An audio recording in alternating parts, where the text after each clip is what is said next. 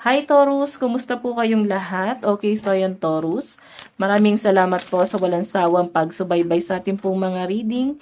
And kung ikaw ay bago pa lang sa ating channel, mag-subscribe na po kayo. Then, i-click mo na rin yung ating notification bell para lagi kang updated sa ating mga bagong upload. Okay? So, Taurus, sa mga interested naman sa ating private reading ay nasa description box below lang po yung link. Message nyo lang po ako. Okay, so tignan pa natin. Tignan natin ha, ano ba yung mga possible na ganap sa inyo. Ngayong week na to, Taurus, Taurus Sun, Moon, Rising, and Venus sign. So by the way guys, maganda pa rin na alam nyo ang inyong Sun, Moon, Rising, and Venus sign, no? Para sa iba pang guidance. Okay? Para sa iba pang message. Additional message. Para mas guided ka ngayong week na to. Okay, Taurus, Sun, Moon, Rising, and Venus sign.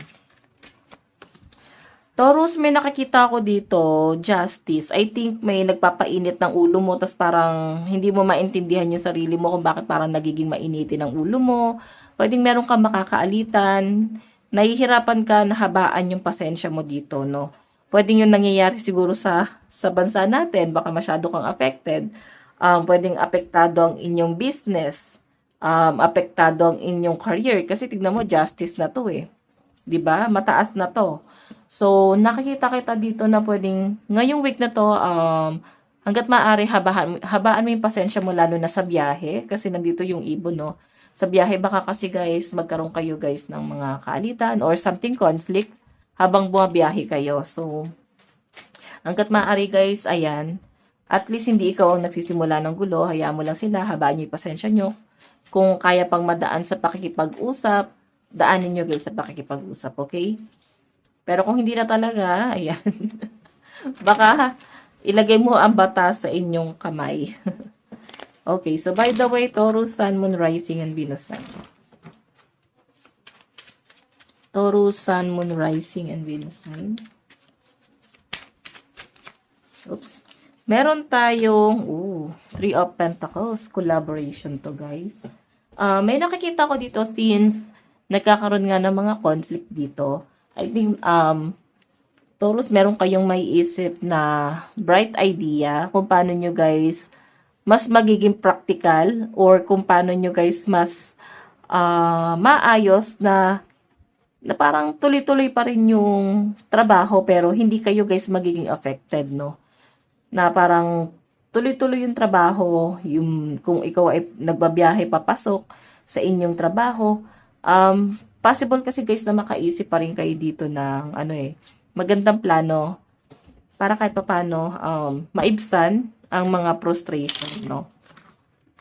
Okay, so check pa natin. I think may mga marketing kayong gagawin dyan, lalo na sa mga Taurus na nagbi-business. Okay, check pa natin, Taurus. Yung iba dito, Taurus, lalo na kung nasa bahay, nandun yung parang nagiinit yung ulo mo kasi pwedeng nakikita mo yung mga taong kasama mo sa bahay na hirap na hirap sa trabaho, na parang napaka-unfair nung nangyayari sa company nila. Pwede nagrarant sila sa inyo, di ba? Okay? Check pa natin. Meron tayong King of Cups. Di ba sabi ko sa inyo? Okay, habaan mo lang yung pasensya mo. Meron ditong someone na parang magpapakalma sa inyo, oh. Okay, bibigyan ka nito ng mainam-inam na guidance, mainam-inam na advice, na parang habaan mo lang yung pasensya mo, kumalma ka lang, relax ka lang, matatapos din tong problemang to, ma-overcome mo rin tong problema na to. Hindi naman siguro guys sinasabi na tong taong to na parang talikuran mo na yung problema. I think ang ibig niya lang sabihin dito, huwag mo masyadong stressin yung sarili mo, kasi pag na-stress ka, mas lalong hindi ka makakapag-isip ng desisyon or hindi ka makakapag-isip ng ng plano about dito sa problema mo, kung paano mo siya guys ma-overcome, di ba? So, King of Cups, ayan. Actually, mababait naman ng mga Taurus. Medyo impulsive lang dito minsan, lalo na kung sila ay distracted. Okay? Parang ang dami nangyayari ngayon. Basta affected kayo. Siguro iba sa inyo ay nasa abroad and sobrang affected kayo sa mga nangyayari. Okay, additional message.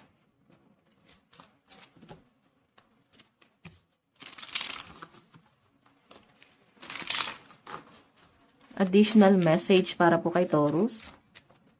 Taurus, Sun, Moon, Rising, and Venus sign. Additional message Ano po yung mga kaganapan sa kanya this week? Okay, Taurus, meron tayong the devil. Ayan. Di ba may toxic talaga lalo na sa trabaho. May toxic. Then parang ang hirap pagpasensyahan nito.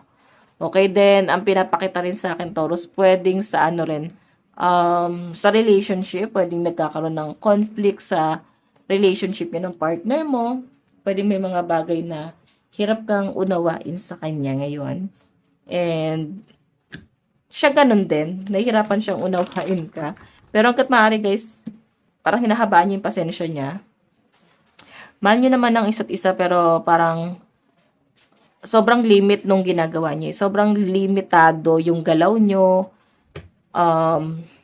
Tignan mo. Kinokontrol kayo ng problema. Then nagpapa-apekto talaga kayo. Sobrang affected talaga kayo dito, Taurus. Okay? Check pa natin. Then, guys, yung bottom of the deck ko, medyo stuck ka. Taurus, Sun, Moon, Rising, and Venus sign. Taurus, Sun, Moon, Rising, and Venus sign. Meron tayong Judgment. So, ito naman guys, pagdating to sa pakikisama, siguro kayo ay nakikisama na mamyanan, or pwedeng sa trabaho, basta meron kayong pakikisamaan dito na parang lahat ng galaw mo pwedeng napupuna netong taong to.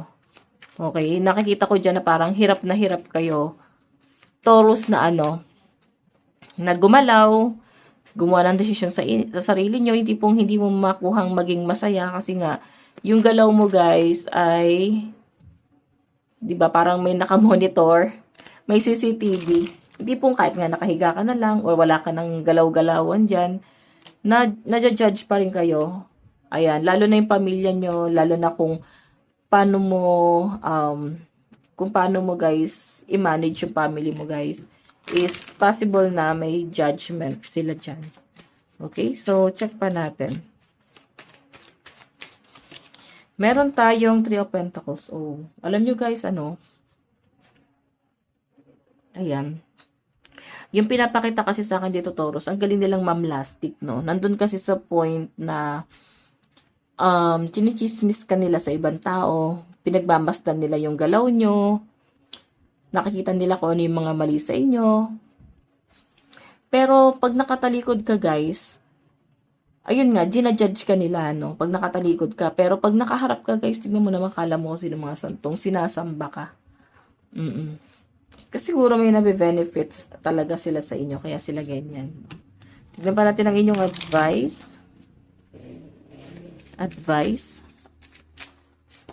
Meron tayong you and your loved ones are safe. Wow.